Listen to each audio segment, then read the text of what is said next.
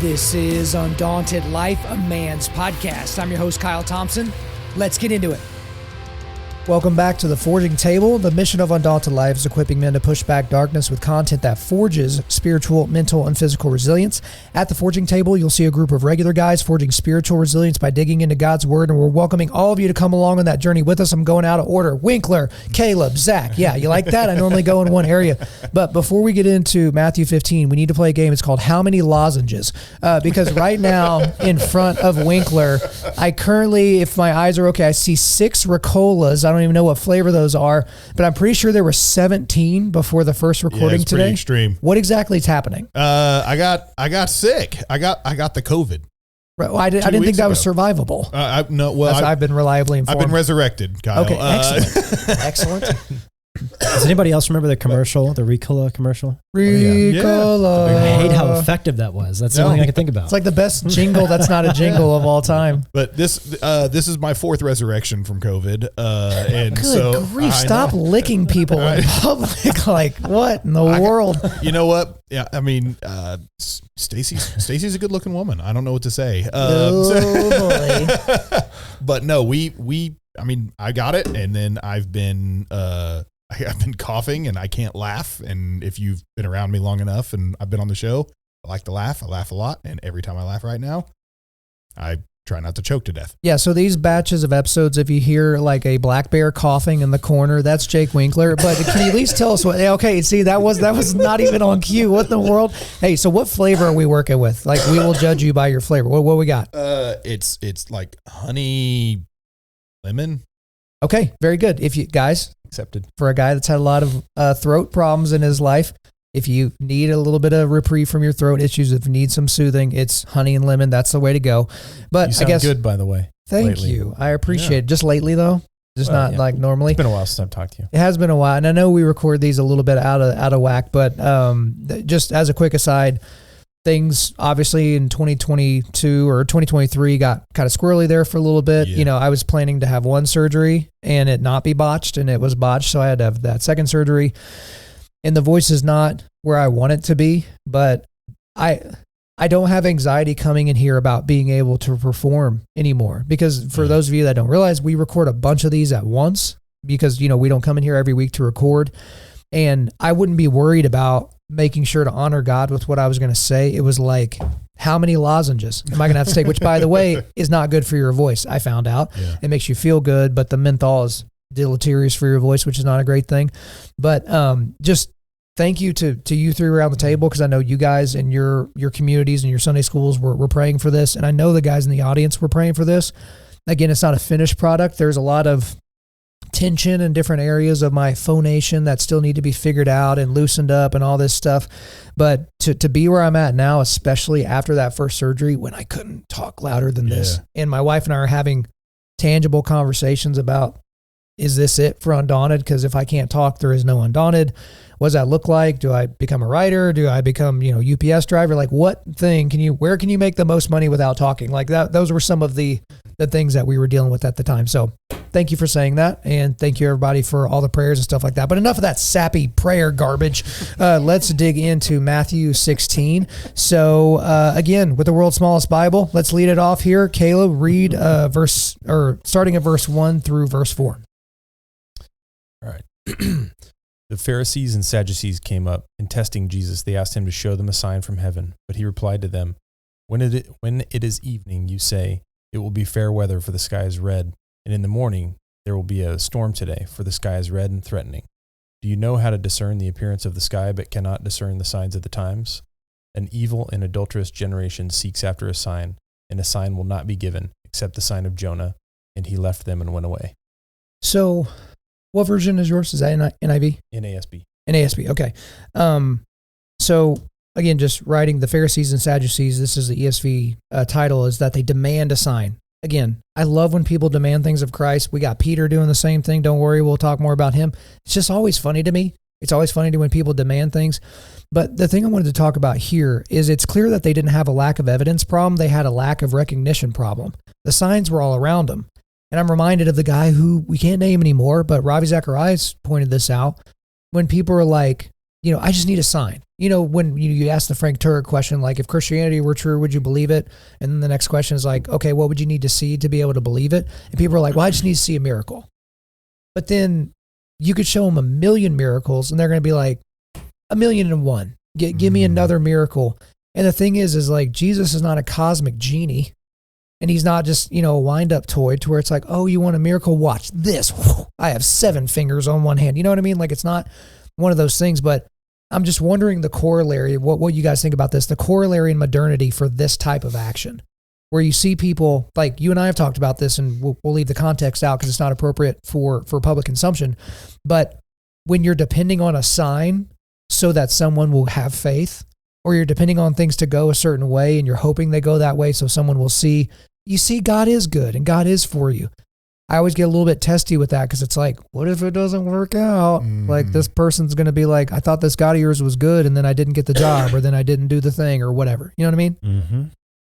You look deep in thought. Give it to us, Zach. No, Tell us the smart thing. I'm trying to understand your question. So you're at like, what is the modern miracle, or what do you mean? No, like in modernity, how does this manifest? Because like back in this time, they're walking with Jesus and they're looking at him and they're like, hey, give us a sign. Mm-hmm. Right now, they had a bunch of reasons for doing that. But in modernity, we have people that will, outside the faith and inside the faith, try to test God by saying, hey, show me something. Like, show me something good. Show me something real. Well, I don't know about that specifically, but one thing I would say is, there are lots of, I think there's a lot of evidence, probably more evidence today than we've ever had. I mean, aside from if you were there talking to, a witness of Christ that saw this. I mean, now we have sort of scientific evidence that seems to say that, everything came from nothing. We have all of this history, we have archaeology, etc. And it seems like you have people that might deal with one of those elements and maybe grapple with it and say, well, I don't know if I really believe that. But when you step back and look at holistically all of the evidence that we have that underscores this, it's really difficult as an atheist or somebody along those lines to argue against it. But many people do. Probably the majority of people do. And so I'm just reminded of the passage where you have essentially Lazarus up in Abraham's bosom, and you have the guy that's essentially in Hades, and he says, send somebody to my brother so they have a sign, and he basically says, look, they have the prophets. That won't convince him. To me, the modern equivalent of this seems like it's, the no true Scotsman argument that you will hear. Like, somebody will purport that there's this certain way that we should be doing things. And I think you hear a lot of it with people who talk about wanting to move towards communism or socialism. And then you highlight well, look at this problem here and look at this problem here and look at this problem here. And that hasn't really been tried yet. That wasn't real socialism. That wasn't real communism. And to me, if you're going to look at the worldly equivalent of this, it's that there's a faithful movement, and you can, it's almost like I'm talking to this person and I'm trying to show here's this evidence. Here's this thing. Here's another country that this didn't work. Here's how this power corrupted this individual. I can show you all of that, but you have not. It's like, okay, but none of this is going to be enough to convince you otherwise. I can talk until I'm blue in the face. That's why I think you actually said this in a previous podcast, and I've started doing this. And it's like, okay, is there anything I can say? Like, if I had evidence that could convince you otherwise, would you want to hear it? And would you be receptive to changing your mind? Because if the answer to that is no, then you're wasting your breath. Yeah, and the inverse of that is what I typically do when someone says something that is factually inaccurate, as opposed to me bludgeoning them to death with true things. I will say, hey, if you were wrong about that, would you want me to tell you? Like, if you were wrong about that, would you want to know? Mm-hmm. And their response will give you your answer. Because if they're like, well, yeah, I guess, if I said something that was factually inaccurate, I would want to be able to speak correctly. That's fertile soil. Yeah. But if they're like, I'm not wrong. Like, why would you even say that? It's so judgmental. Well, that's you already kind of mentioned it. What I had written down was that they didn't lack evidence; they lacked honesty and humility. Yep. Oh yeah, for sure. Meaning that they had already heard of every single miracle he had ever done, right? They knew about them all. They didn't care about that. They were trying to corner him again. So I mean, and I actually feel like the modern equivalent is actually the same. I mean, I don't know that there's any one thing that people are saying, we all agree and this is what we would need to see. But at the end of the day, it probably is show me something like that I can see with my own eyes, right?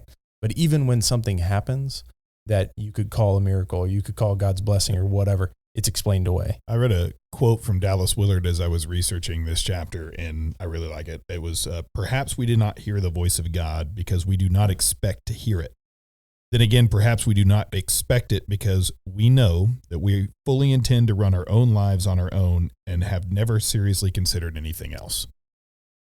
Like, I'm over here, you're looking for signs, you're looking for God to speak to you. He probably is, but you have no intention of hearing it because I'm going to do it on my own. Well, and that's like when people respond to that question, like, what would you need to see to believe? And, I think Justin Byerly asked somebody, I can't remember who, but like, what if God wrote in the sky in clouds, like, hey, John, it's me, like, believe in me, that type of thing.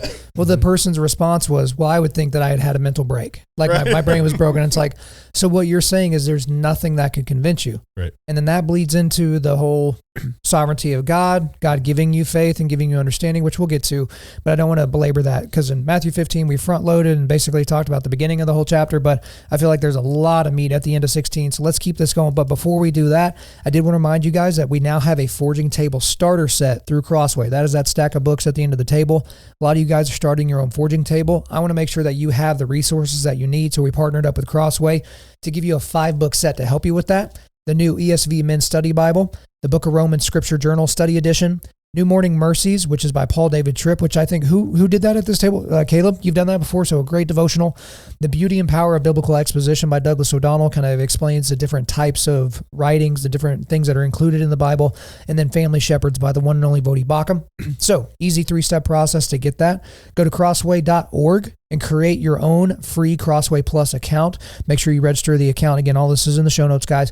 Step 2, put all those books in your cart. And then at checkout, step 3, put in this code BSSP50 to get 50% off that entire stack. You cannot get a better deal online for that stack of books. I guarantee it. No way of making it happen. You have to do it this way. That's Bravo Sierra Papa 50. That is what you put in at checkout. So guys, make sure that you go ahead and do that. Winkler, if you can hit the next section here, so Matthew 16, verses 5 through 12. Can I say something right quick? Do it. Just about, it is a segue. It's the last part of it. But I learned, it said at the end, a sign will not be given it except the sign of Jonah, which is talking about the death, burial, resurrection. Yeah. Right? Which is like, it's coming. Yep. They may not even know what that meant. I'm not sure. But he's saying like, a sign's coming. It's going to be a really big one. That's another example of Jesus referring to one of the most hard to understand and hard to believe stories in all of the Old Testament. Right. So you're telling me a human being lived in the belly of a whale for 3 days, and then the whale just spit him out on the beach? I don't believe it. Right. Again, Jesus is referring to it again. Yeah. Okay, so let's see. 16:5. Yes, when sir. the disciples reached the other side, they had forgotten to bring any bread. Jesus said to them, "Watch and beware of the leaven of the Pharisees and Sadducees." And they began discussing it among themselves, saying, "We brought no bread." But Jesus, aware of this, said, "O you of little faith, why are you discussing among yourselves the fact that you have no bread? Do you not yet perceive? Do you not remember the 5 loaves for the 5,000, or how many baskets you gathered? Or the 7 loaves for the 4,000, and how many baskets you gathered? How is it that you fail to understand that I did not speak about bread? Beware of the leaven of the Pharisees and the Sadducees." Then they understood that he did not tell them to beware of the leaven of the bread, but of the teaching of the Pharisees and the Sadducees. So I'll let y'all discuss whatever portion you want. The one thing I want to talk about is obviously the leaven of the Pharisees and Sadducees. That's false teaching. Like, that's basically what we're talking about. Again, there's a whole lot more that can be discussed about leaven and the ritualistic way that the bread was used and how it had to be prepared for the Old Testament and all that. Like, we could get into that. I don't think we should do that now because we have so much more to go. But on 5 through 12, anything that y'all want to add to that? Yeah, I just want to read this. This is from Wiersbe. It just says, often in the ministry of Jesus, people misconstrued his words by interpreting them literally rather than spiritually. Nicodemus had thought that Jesus was talking about an actual physical birth. The Samaritan woman had thought he was referring to material water from the well. The Jewish crowd in the synagogue had thought Jesus was speaking about eating actual flesh and blood when he was describing a spiritual experience. So here the disciples thought Jesus was talking about making bread with his comment about leaven. This kind of highlights some things from the last episode for me, which were how do you think about spirituality in your everyday life? How does it manifest itself? What's the impact of that? I think in the world today, it can be so physical and tangible. And when you leave a conversation like this and go into the real world, quote unquote, it seems to me that Jesus put this first throughout sort of his everyday experience, and that's how he conveyed it.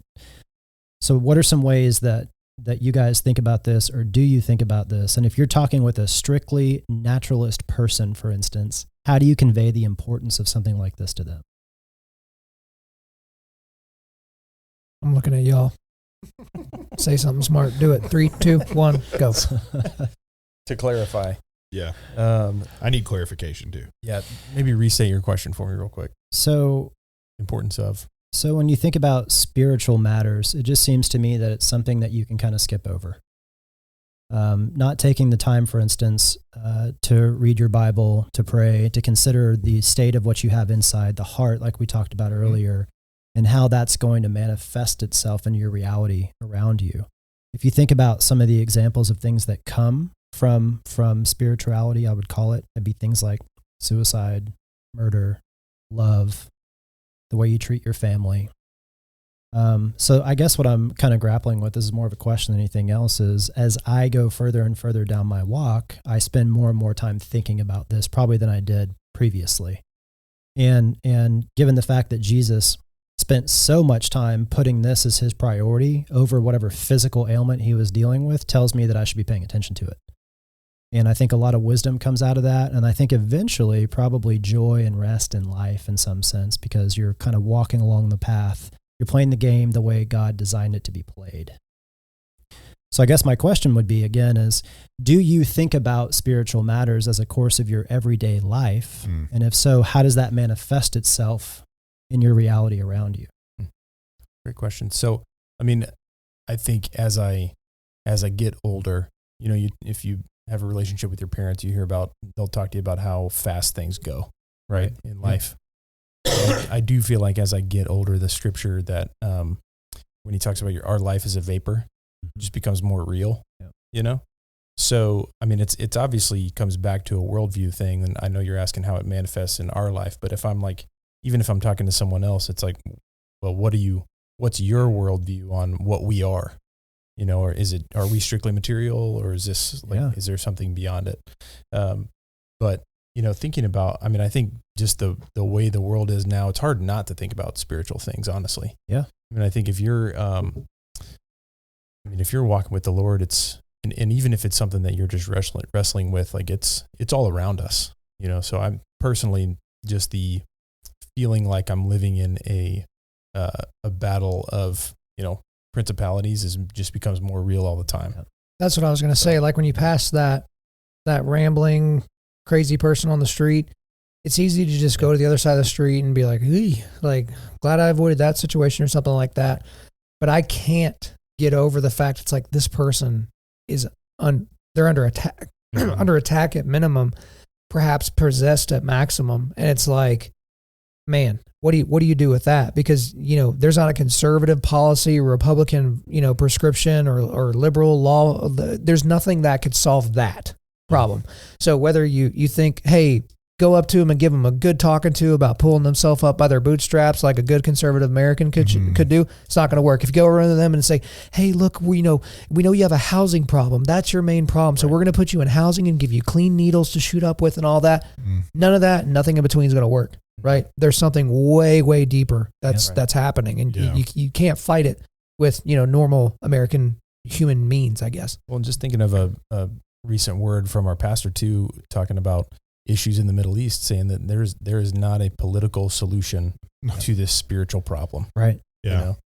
And it's that, it is just being faced with things that you're like, that's not, some specific sin necessarily maybe in that person's life. That's just the fallen world that we live in, showing up on the side of the road. It's interesting to me how willing we are now to try and contextualize and provide nuance to situations that have none.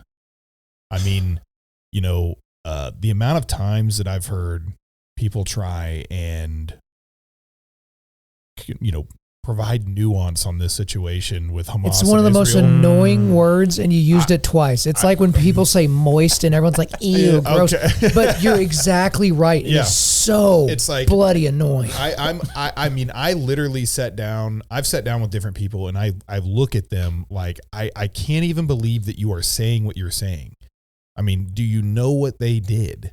This seems like so crystal clear and clear cut. Like, you know, you're trying to find some sort of gray area so that you can look like you have wisdom. And I am actually looking at you like, I actually thought you were smarter than this. Like, this is one of those things. It's clearly black and white.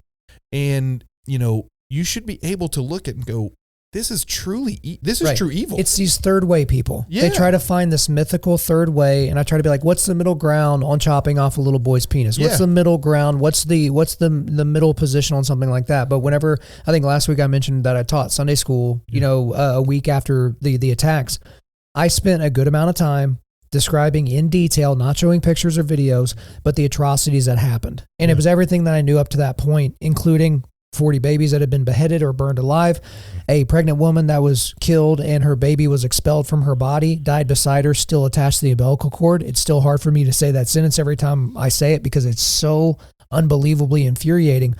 But the reason why I talked about that in my Sunday school is I said, look, within 2 or 3 weeks, there's going to be calls for peace, for ceasefire, for why is Israel being so mean? Look at all the civilians that they're killing. Oh, it's this both sides BS. And it's just like, that's going to happen. And it's like, I want you to remember this. And since then we learned about, they had a family of 4 and they put these families on their knees, had them face each other, and then they tortured them. They cut off fingers, ripped out eyeballs, cut off feet, brutally raped the mother in front of the people. And then they shot them all in the back of the head. And then they ate their Shabbat dinner, right? They sat there with the mutilated, murdered bodies, and then they had dinner before they moved on to the next house. There were people that took the time to preheat the oven before they put the baby in it to cook it alive, okay? But that's one of those things, like these nuanced people, these let's just try to think. It's like, no, you're trying to find this mythical third way that does not exist. And we just get so uncomfortable with calling a spade a spade. I don't get it. Especially whenever there's one side that's not interested in any sort of third way whatsoever. Right. Oh, we need a 2-state solution. Who are the 2 states exactly? One state says, yeah, sure, 2 states. The other state says, no, we don't want your state to exist. Right. You don't negotiate. Like I know, Zach, you've done a lot of high-level negotiation and training and stuff like that. If you don't have 2 parties that actually want to get a deal done, you can't strike a deal. Like just think about it in a business context. This group wants to buy this company for X amount. The other group will not sell the company. Like there's no negotiating price. Like, why are we haggling about price? This group's not going to sell. Not they don't want to sell. They want to be wooed. It's that it's not possible. Yeah, the question would just be, why are you here? You know, what caused you to come to the table? And then you'd have to ferret that out. If that was the case, then yeah, there's no sense in talking. I know from like the FBI negotiator standpoint, you know, there's always some reason why things are occurring. But I think when real evil comes in that form and fashion, there's no negotiating. It's just difficult for me to even hear those things. Yeah. I'm so thankful the Bible says that you can have righteous anger because that's all I can express. You know, you're not supposed to have that in many cases, but in that case, it just pisses me off to the point that it's hard to articulate anything. Yeah. I remember I actually asked my pastor, Terry Fakes, and I asked him, I was like, okay, like right after the incident happened, I was like, okay, help me kind of figure out like where my line needs to be, because I know where I'm thinking is like, I think Gaza could just be one large parking lot. And that's kind of where that was my immediate emotional reaction. And I'm also going, but that's probably not a godly reaction that I'm thinking in my head. So help me kind of figure this out. And then he just said, yeah, we'll talk about that on Sunday. And then, my daughter's had a horse riding competition. And right.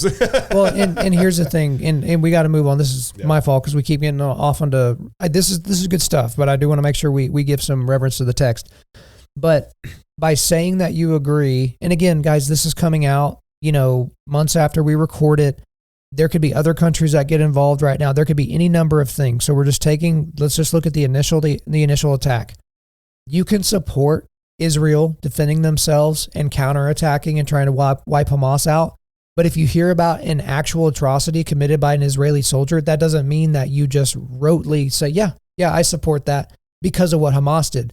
No, you don't go atrocity for atrocity. That's not how this game works. Right. But there's one side that is actively targeting civilians for murder and slaughter, and the other side that is bending over backwards to take pauses to allow humanitarian aid to people that hate them, that are literally guarding the pathway for these people to get out of a particular area of their own BS country.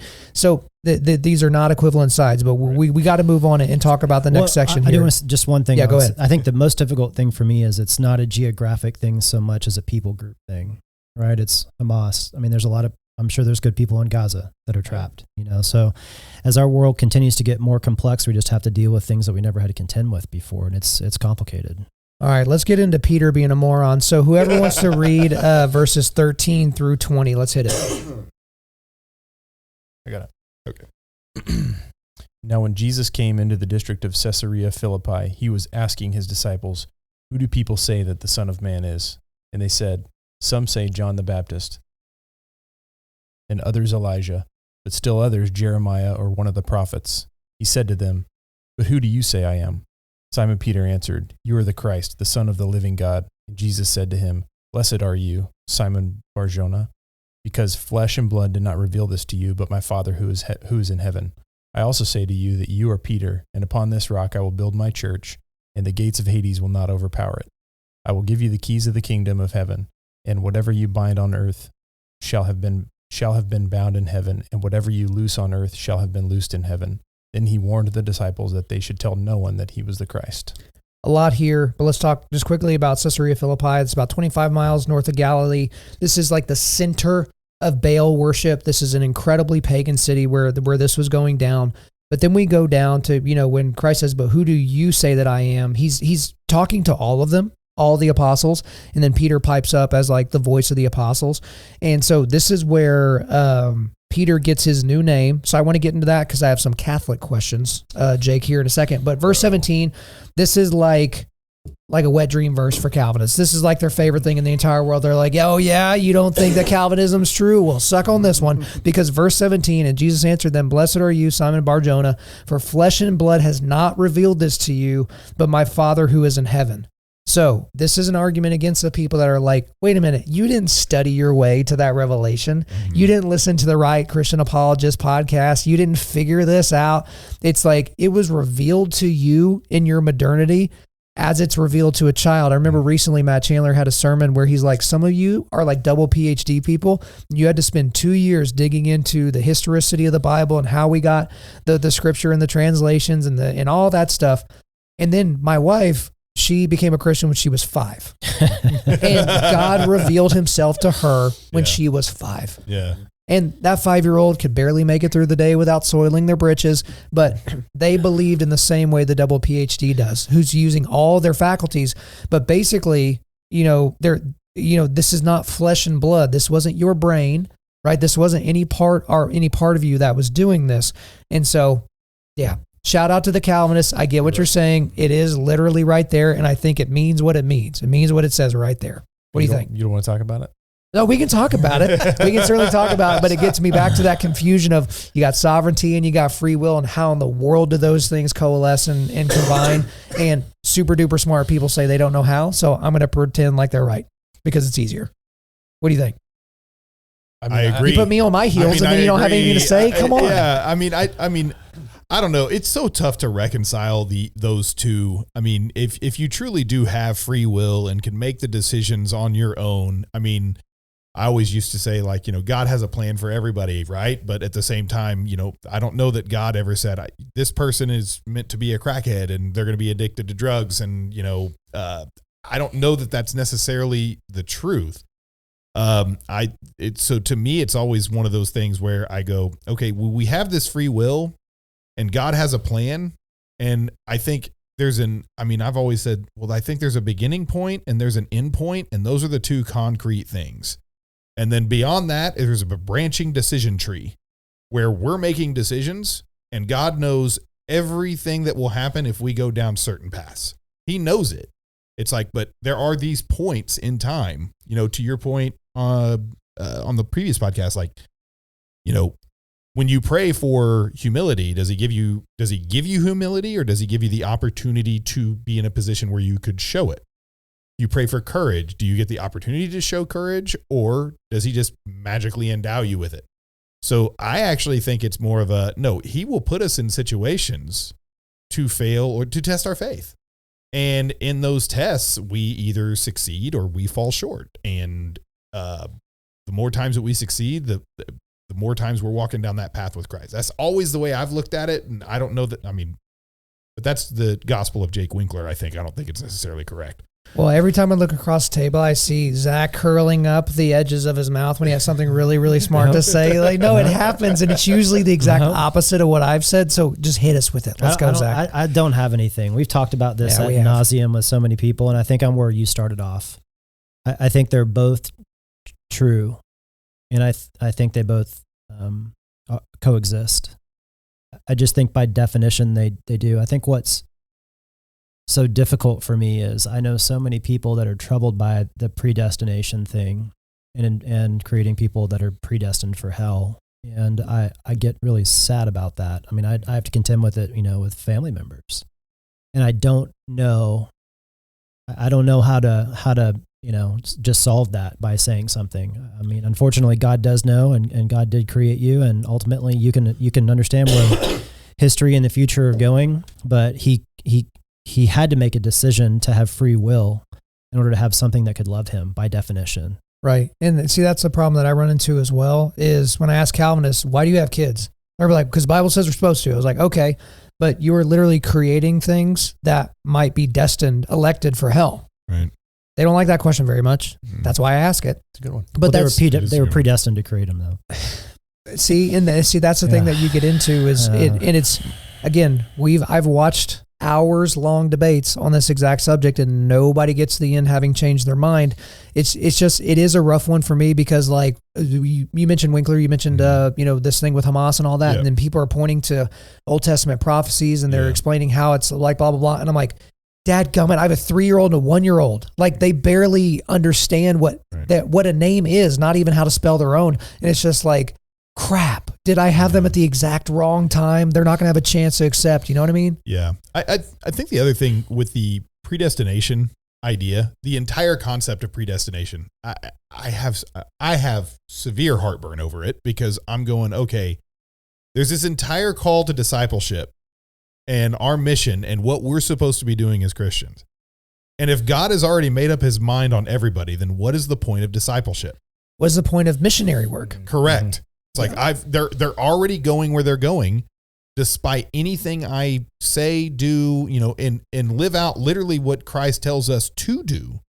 Go out and make more disciples, and we're just basically is this a fruitless endeavor? And that's why I always have had heartburn over predestination. It's like, well, then literally nothing we do matters. Well, Caleb, in the cult your family used to be in, what did y'all teach? Like, what was?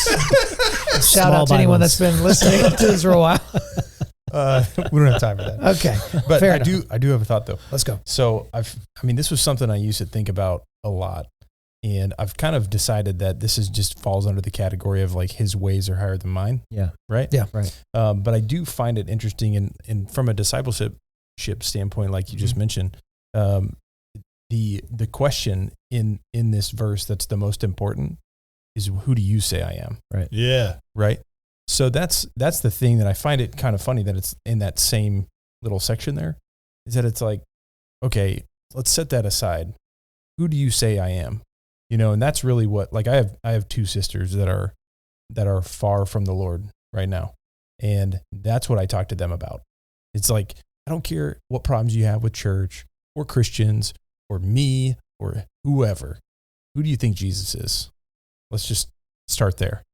So, that to me is the thing that stands out the most in this passage. Well, that also helps when someone's like, what about the dinosaurs? It's like, okay, we can talk about dinosaurs. What about young earth people? We can certainly talk about them, but we need to figure out who Jesus is to you. Right. Like, do you believe that his death on the cross somehow counted for you? Like, that's the starting point. That's the point that the unhitched people, like an Andy Stanley, like, what if he had made the point like, look, we need to start with this, but we don't unhitch it from the Old Testament, because without the Old Testament, we don't even know what we're looking at, type of a thing. That's where I think that they were going. Just real quickly on, because I did the world's worst segue, because it's not this section where Peter is an idiot, it's the next one. But this is the section in verse 18 where it says, and I tell you, you are Peter. So he gives him his new name. So he's no longer Simon, he's Peter. And on this rock I will build my church, and the gates of hell shall not prevail against it. Of all the study for getting ready for today's recording, that one scripture had more notes to it about what did they mean by rock, and what was the verb tense, and what was the everything about rock. But one of the things I was talked about here is like, when people say Peter was the first pope, Catholics are like, no, Peter was the first pope. And when I talk to Catholics today, they're like, no, there's a direct line from Pope Francis all the way back to St. Peter.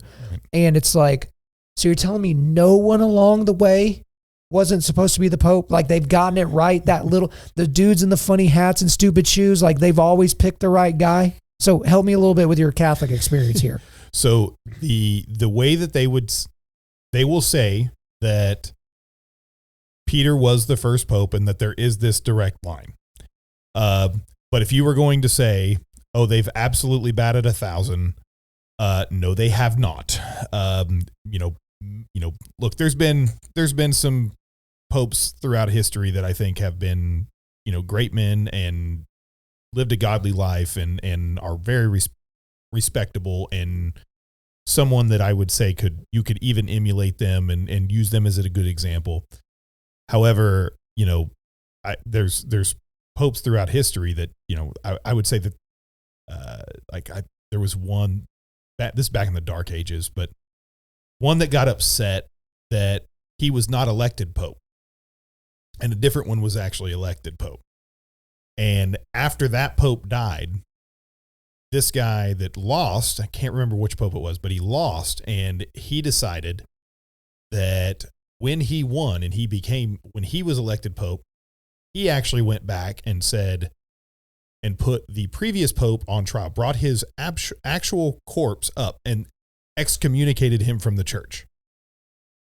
I don't know that I would say, well, from Peter to that guy, perfect. Or the Medici Pope, Pope Leo. Go read about him, what he was doing at the Vatican.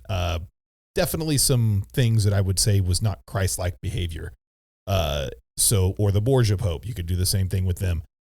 There's definitely been some ones that I would actually probably throw Pope Francis in there right now. I mean, you're saying some things that I think are heretical. And what's interesting is I still have a whole lot of family members who are Catholic right now. I've never heard them speak about the Pope the way that they speak about Pope Francis. So there is this realization that I think is starting to happen that, okay, this is a person, but they're clearly a person and they're flawed like a person.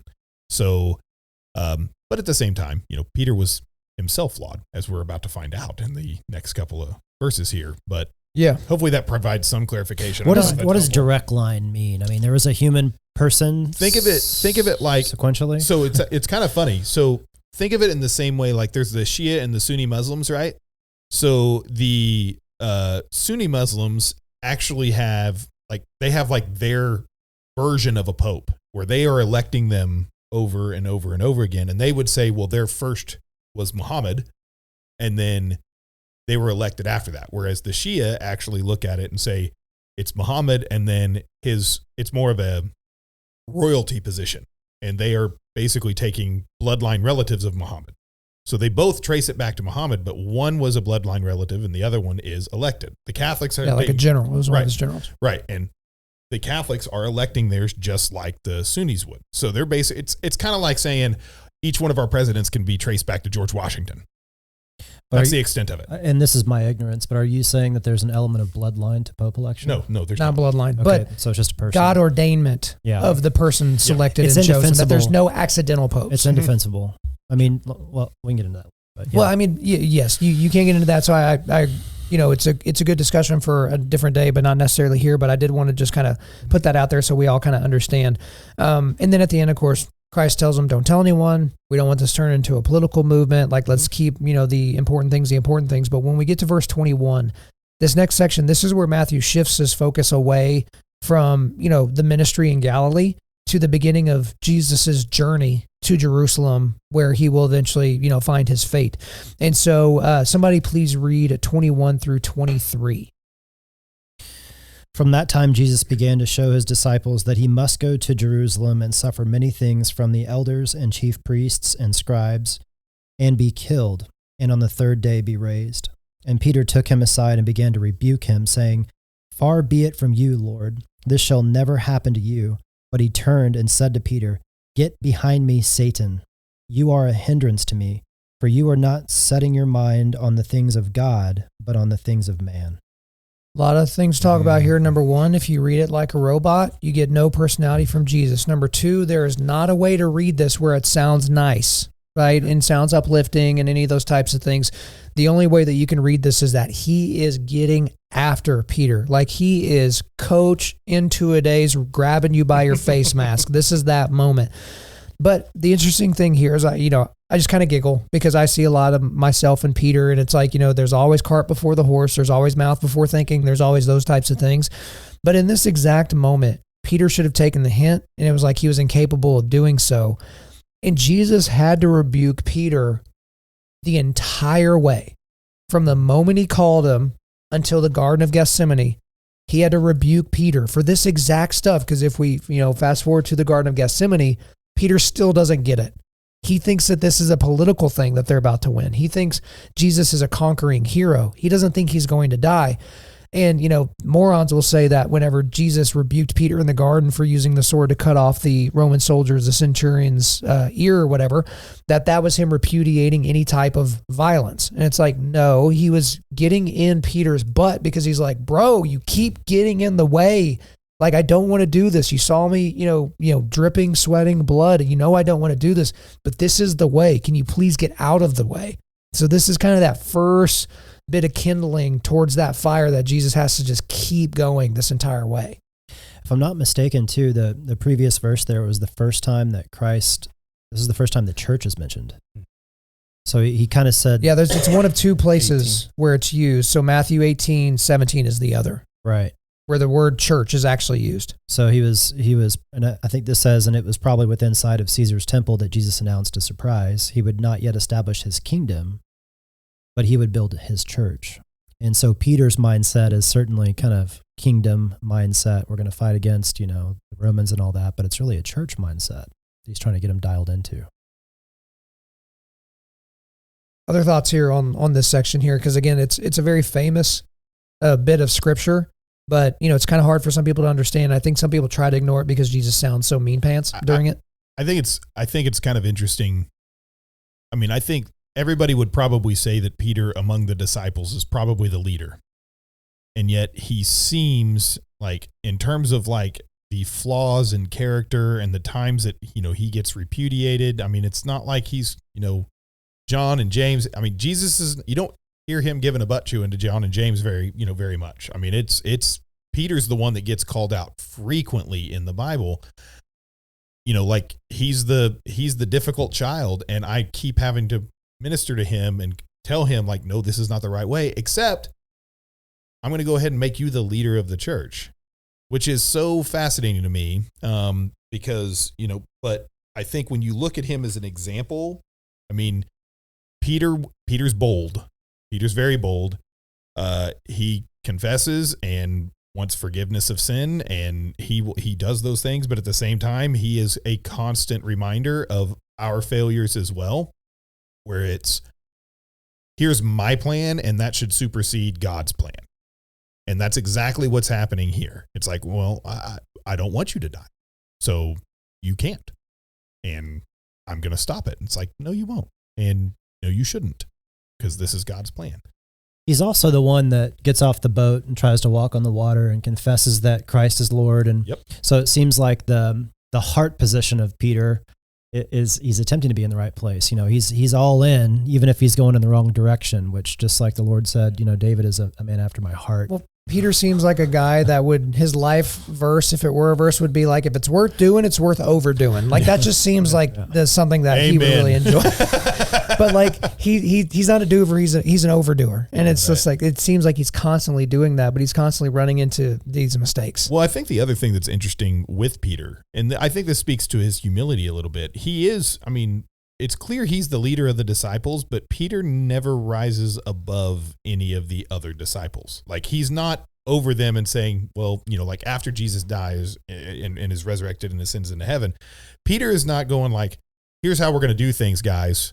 It's nope. He's a leader. He's guiding them, but it's very clear to me that he's not trying to rise above any of them and put himself first and say, I am in charge, which again, kind of makes the Catholic Pope thing kind of laughable a little bit.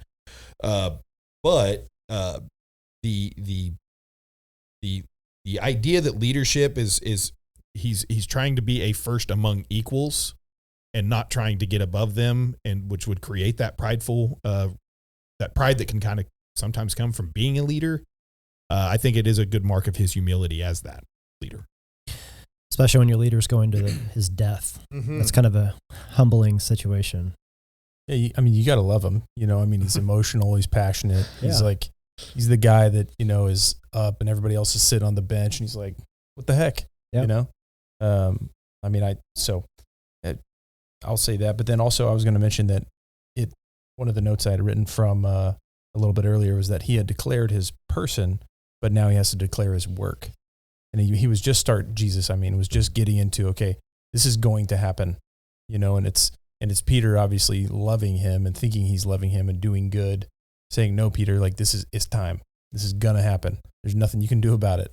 And it's Satan that's telling you to stop this. And that arrogance that can come, I mean, this is something I wrote. Arrogance, cockiness, and self-sufficiency. This idea that my plan supersedes God's plan. Arrogance, cockiness, and self-sufficiency are all counterfeits of confidence. Confidence is the recognition of what God has given us to do and that we can do it with his strength. So if God has given you a plan and you are looking for his guidance, you can have confidence in what you're doing. But if you're just trying to follow your own path and you say, well, I should be confident in what I'm doing because I got this. Well, and Jesus gives them a hint, you know, at the end of verse 23, for you are not setting your mind on the things of God, but on the things of man. It's like, dude, like, I love your passion. I need it. But he doesn't need it. But you know what I mean? Like, he called him because of his passion, right? He didn't call Peter in spite of his passion. But the thing is like, you know, you could have a race car and put the wrong fuel in it, and it's going to be a problem. Right. You can have a race car with the right fuel in it and point it in the wrong direction, and you've now got a problem, right? And so I think, you know, obviously he's trying to help him. And this is another thing, like, this doesn't mean that every time you rebuke somebody, it's got to be in the cutest tone and wait until you're not angry and then, you know, talk about it with your spouse and then you can approach the kid. And then that's not the way that it always needs to be. This was immediate aggressive rebuke. Now, this is not licensed to only rebuke in that way, but to anyone that's, you know, read these 17 different parenting books or all these other different relational or counseling books, and everything is like, oh, you got to wait till you're calm and you got to blah, blah. Sometimes you rebuke in the moment, and that's exactly what's needed and that's what's necessary. So let's close out Matthew 16 with reading of 24 through 28. Zach, hit it. Then Jesus told his disciples, if anyone would come after me, let him deny himself and take up the cross and follow me. For whoever would save his life will lose it, but whoever loses his life for my sake will find it. For what will it profit a man if he gains the whole world and forfeits his soul? Or what shall a man give in return for his soul? For the Son of Man is going to come with his angels in the glory of his Father, and then he will repay each person according to what he has done. Truly, I say to you, there are some standing here who will not taste death until they see the Son of Man coming in his kingdom. So verses time. You don't think we have enough time? Well, let's do our best here in our last little bit. Verses 24 and 25 don't make sense at all if you don't believe the gospel. So we'll read them again. Then Jesus told his disciples, if anyone would come after me, let him deny himself, not live his best life, not find his truth, not whatever, but to deny himself and to take up his cross and follow me. Again, that's alluding to the crucifixion, to something that was foretold in the Old Testament before crucifixion was even, you know, decided upon yet. It alludes to the fact that Jesus was going to have trouble carrying his own cross after his flogging and scourging. So it's pointing to all that. And then verse 25, for whoever would save his life will lose it. That doesn't make any sense. But whoever loses his life for my sake will find it. That doesn't make any sense. unless you have the gospel, which goes back to, what was it, verse 17, where it's, you're trying to figure out like, okay, was this revelatory because it was given to me as a gift, or did I find myself there? Like there's all that. We're not going to reopen that. We already put a Band-Aid on it. But this is just so interesting to me, because as a Christian, because I've been a Christian since high school, I can read through this verse and it's like, yeah, that's what it says. It's no big deal. But if you're reading this for the first time, right, and you're not a believer, you're like, what? You have to be, I try to look through the lens of a non-believer and be like, how would they read this? Because it's got to seem completely anathema to like everything they've ever operated on. You know what I mean? Absolutely. And I think it's the Spirit, obviously, that gives you that perspective, I mean, I think that, if you don't have the Holy Spirit and you read that, not only will you not understand it, but you can also, I would think it would make perfect sense just to read it in a bad way. Right. Meaning like deny myself. Like, what does that, no, like I'm supposed to just not take care of myself and not do anything that the world would look at as good for myself. Well, that's not it. But I mean, and we see, obviously this is the opposite of everything that's described in 24 through 28 is like the new religion. And I realize it's not new, but it seems like it, I mean, it's the virtuous thing is to do the opposite of this, right? It's like really take care of yourself. And it goes counter to every other world religion that's except for, right. But what is it? Where it's Buddhism, where you try to find this nothingness and, this nirvana, or whatever. So you try to find where you're not doing anything. But yeah, that like nothing else, everything was about conquering and overcoming. And like none of this language would have made sense. And that's the dichotomy of Jesus, to where, again, he's not all lion, but he is lamb, and you don't have lion without lamb. You don't have lamb without lion. And certainly when you get into this, it's being able to understand that tension. We've talked so much about that tension, even in this episode, of sovereignty and free will, but there's also tension here between like caring enough for oneself that you honor God by how you care for yourself, but then also not caring about yourself so much that you're willing to deny him in order to cater to yourself. Meeking yourself. Sure. Yeah. That's how I think about it. I think that the one of the things that I took from this whole section was how often I think we can allow our circumstances to dictate our faithfulness. We have some bad things happen to us, and then suddenly God is against us. Or, I think the fact is that no one has failed so many times in their life that God still cannot use them for his purposes. Again, going back to that, have confidence that if you have that right relationship with God, if you are going to him consistently, that he will help you guide your path, that he will put you on his purpose, and you will be able to walk with him, but you have to be consistent in that relationship. Do not allow the circumstances of your own life, the mess that you probably made of it yourself. Sorry, Calvinists, and maybe sorry, Joby too, but the mess you've made of your own life is not God's fault. Don't let that when you are in that scenario, you have to turn to God. I guess I'm always curious, like, how often and when do you decide to turn to God?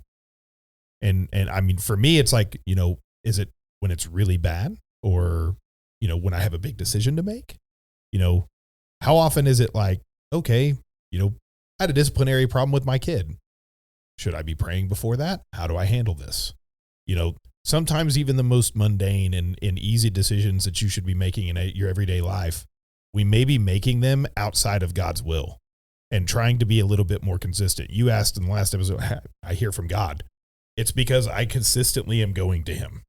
And it's like, no, I know when he's talking to me. And it's like, and sometimes he says nothing. And it's like, well, I guess I'm just going to have to try and make a decision on my own here. Well, I would agree with what Matt Chandler said when he went into Elevation Church and burned Stephen Furtick's church down around him. But he's like, you're not David. When you read about David, you're not David. You didn't kill Goliath. Your boss at work is not Goliath. Okay, like, let's stop with that. But I do think it is important to go back to the point you were just making, Jake, about, well, can God use me? Yes. Absolutely. He used David.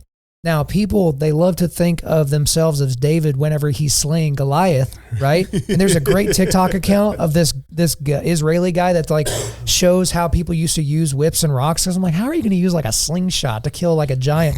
But how they like spin their entire body around. It's like this big thing. It's like, oh, it's perfect. It's like Randy Johnson throwing a baseball at a bird. Like that's basically how this worked out. But I think about David the murderer. Yeah. David the rapist, potentially. Calling Bathsheba to his chambers. She doesn't really have an option of not doing what he wants her to do and probably surviving. And to ensure that his deeds aren't found out, at least to his knowledge, he kills her husband, like not with his own hand, but basically he does it kind of in the mafia way where he puts him in a situation where there was no way where Uriah was going to make it out. That's what I think about. So when I start feeling down in the dumps and I can't believe and I'm so stupid and blah, blah, I'm like, he used David. And he's in the line of David, right? Like this depravity and this sin provided the continuation of the line to get to the king, the real king. That's what I think about. I like thinking about Jonah too. I mean, in that same way, Jonah gets told, go to Nineveh. And it's like, I am not going to Nineveh. I am not doing that. And then, and then I'm going the opposite way of going to Nineveh. And then, okay, well then I will put you in the belly of a whale and I will spit you out on the shores of Nineveh. You may not think you can be used for his plan, but sometimes in a lot of ways, and I think the example of David is like, yes, he can still use you no matter what you've done. In the example of Jonah, it's like, you may be going, I am not following you may be actively working against his plan. And guess what? It's fruitless. You're going to end up a part of his plan. Yeah. One thing I like about Frank Turek, you listen to some of his stuff when he's going back and forth with these college campus kids that are asking all these questions. And one that'll come up a lot is, well, I had whatever circumstance in my life, blow up and now I don't believe in God. And he's like, well, your personal circumstances don't dictate God's existence. That's why this faith is great, because it's evidence-based. For me, I didn't come to faith from like a scientific evidence perspective per se. It was other personal circumstances. But then once I was exposed to all that information, it was like, wow, this is crazy. And now anytime there's a storm, you just go back to that rock, that there's just overwhelming evidence that this is the case. And so from that perspective, then once you get to Christ and you realize that it's real, and you realize that you have the ability to pray to the creator of the universe and read his word, then absolutely you should be praying and going to it every day. I think for me, that's kind of the big thing. So for anybody out there that does feel like you're going through something that causes your faith to waver, make sure that you're looking at your evidence. Well, there's more to say, but I think that's a great place to leave it. So guys, we are going to be back here next Sunday and we're going to dig into Matthew 17. So make sure you're read up through there. But before we let you go, we are going to do a quick resilience boost. At Undaunted.Life, our mission is equipping men to push back darkness with content that forges spiritual, mental, and physical resilience. So I've got links to the stuff I talked about earlier, the Forging Table starter set through Crossway. All the stuff is right there in the show notes, and also a link to our donation page. Quick thank you to all the donors, the people that support us financially. We can't pull off what we pull off without you guys. Everything we do costs money. That's just the way the world is. But we need more guys like you to come on board to support us financially so that we can increase what we're doing to equip men around the globe to push back darkness. So that link is there as well.